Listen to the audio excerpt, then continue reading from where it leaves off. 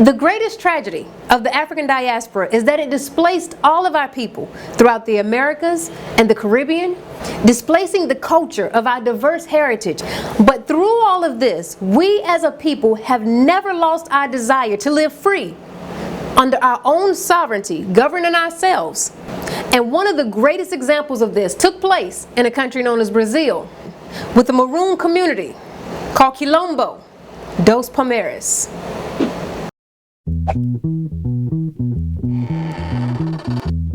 Maroons have existed as long as we have come in contact with the yoke of slavery known as the Western world, whether it's throughout the Caribbean, Veracruz, Mexico, Brazil, Peru, North America. Maroons have always existed. The important thing about Maroons is that Maroons show us the ability to make something happen with an agenda. The Maroon agenda was to be liberated, to live upon your own terms, to have your own way of life.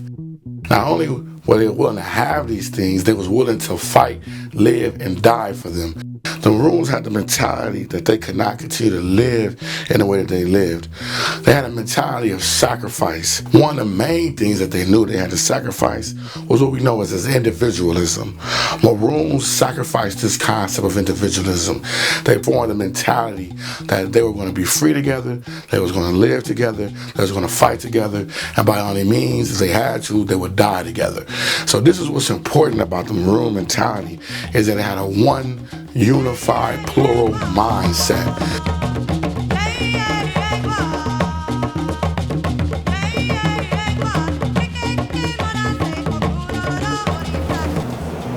Quilombo Dos Palmares became one of the largest Maroon communes, at its height holding anywhere from 10 to 20,000 people.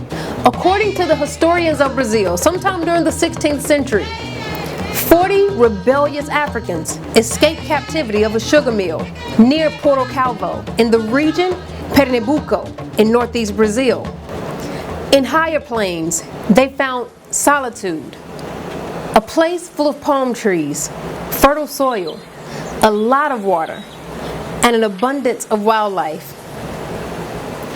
They called this place, which was built on the foundation of communalism and self-determination, Quilombo, a word in the Mbundu African language, which meant war camp.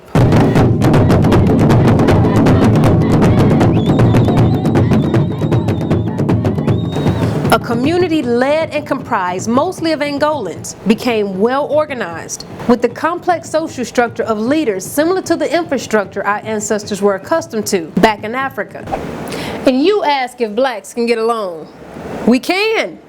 And we did, under one common mission, one common goal: to live how we were accustomed to living and to fight white supremacy from ruling over us.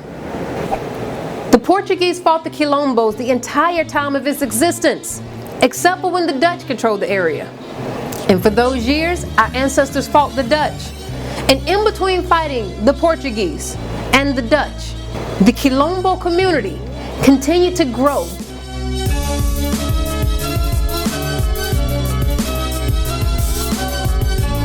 It grew with such strength, striking plantation farms and sugar mills, taking food, weapons, and tools, along with liberating more enslaved Africans.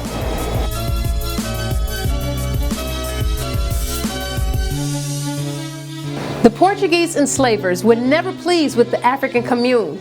See, they didn't just have a problem with the continued plantation raids that was disrupting their exploitation, but it was the example that Palmares was setting as a society.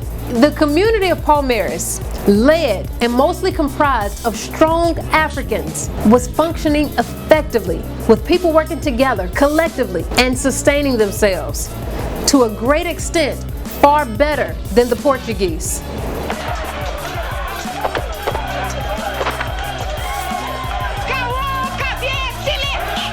After several failed military attempts to conquer Quilombo, the Portuguese plotted and strategized to overcome the efforts of our ancestors.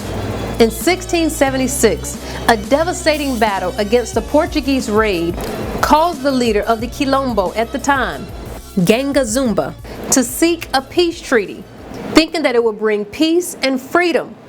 instead of risking being conquered and enslaved. The treaty with Zumba was based on the condition of the citizens of Palmares to move to Portuguese territory. And of course, the Portuguese deceived him.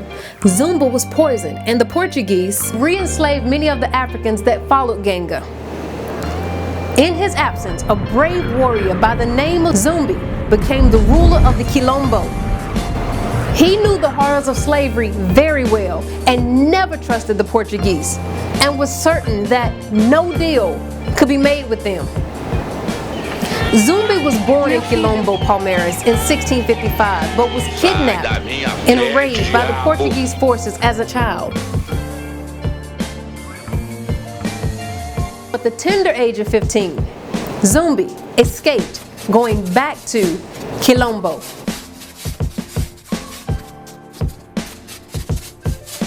The great Zumbi fought off the Portuguese for several years, vowing to stay free and independent. Eventually, the Portuguese brought in General Domingues Jorge Velho and Bernardo Vieira de Melo, who made their reputation fighting the indigenous Native Americans in São Paulo, Brazil. Zumbi dos Palmares. So they were familiar with the style of warfare practiced by our ancestors in the Quilombo. January 1694, Cerca do Macaco, the main settlement in the Quilombo, fell to the Portuguese and their many cannons.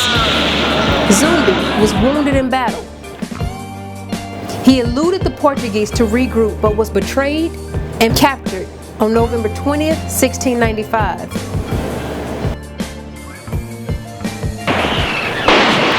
Even after the death of Zumbi, the people of the Quilombo continued to resist before completely yielding to the Portuguese. For over a century, even under constant attack, our ancestors showed us the greatest example of self-determination, unity, simply having the desire to live up under their own sovereignty. Our ancestors were fully aware that life under the tyranny of these imperialists was not conducive to our civilization. And because of that, they fought many wars, risking tasting the bitterness of death, so that they, you and I, could hopefully one day enjoy the sweetness of freedom. And to the ancestors of that Maroon community and so many others throughout the African diaspora, we say thank you. Ashe, Ashe.